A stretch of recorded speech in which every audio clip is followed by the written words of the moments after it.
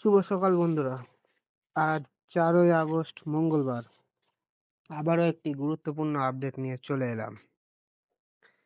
সিস্টেমে যেটা দেখা যাচ্ছে, বঙ্গোপসাগরে একটি নতুন নিম্নচাপ তৈরি হয়েছে। হয়তো এটা ঘূর্ণিঝড়ের রূপও নিতে পারে। কবে থেকে ওই ঘূর্ণিঝড় বা নিম্নচাপ হবে দক্ষিণবঙ্গে বিস্তারিত জানবো ভিডিওর মাধ্যমে, তাই শুরু থেকে শেষ পর্যন্ত সাথে থাকার অনুরোধ রইল। প্রথমে বৃষ্টি মোড থেকে দেখব। বৃষ্টি মোড থেকে যেটা দেখা যাচ্ছে, আজ সকাল থেকেই আকাশ মেঘাচ্ছন্ন থাকবে। নদিয়া, কলকাতা, ওইদিকে তোমার বসিরহাট, ভাটপাড়া, বনগাঁ, কৃষ্ণনগর, তেহট্ট, এইসব জায়গাগুলো সকালের দিকে বৃষ্টি হওয়ার সম্ভাবনা খুব কম। খড়গপুর, বাঁকুড়া, তারপর জামশেদপুর, ধানবাদ, সিউড়ি, দেওঘর, এইগুলোই সকালের দিকে বৃষ্টির সম্ভাবনা কমই রয়েছে। আর উত্তরবঙ্গে যেটা দেখা যাচ্ছে, উত্তরবঙ্গের দিকে মাঝারি থেকে ভারী বৃষ্টি হওয়ার সম্ভাবনা রয়েছে। রংপুর, ভগলপুর, তারপর বিরাটনগর, ওইদিকে থিম্পু, তারপর গুয়াহাটি, সিলেটের দিকেও হালকা মাঝারি বৃষ্টি হওয়ার সম্ভাবনা রয়েছে।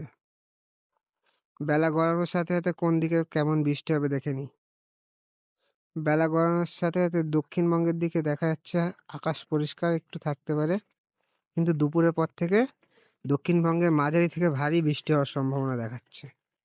কলকাতা, হাওড়া, ওইদিকে বসিরহাট, শ্যামনগর, ভাটপাড়া, পাঁশকুড়া, চন্দ্রকোনা, খড়গপুর, জলেশ্বর, বড়িপদা, বালেশ্বর, তারপর চাকুরিয়া, বাদাম পাহাড়, এই সমস্ত জায়গায় মাঝারি থেকে ভারী বৃষ্টি হওয়ার সম্ভাবনা রয়েছে। তারপরে হচ্ছে বাংলাদেশের খুলনা, ওইদিকে হচ্ছে যশোর, লোহাগড়া, মাদারীপুর, ফিরোজপুর, বরিশাল, বগুড়া, এই বরগুনা, দশমিরা, লক্ষ্মীপুর, চাঁদপুর, ঢাকা, এই সমস্ত জায়গায় মাঝারি থেকে ভারী বৃষ্টি হওয়ার সম্ভাবনা রয়েছে।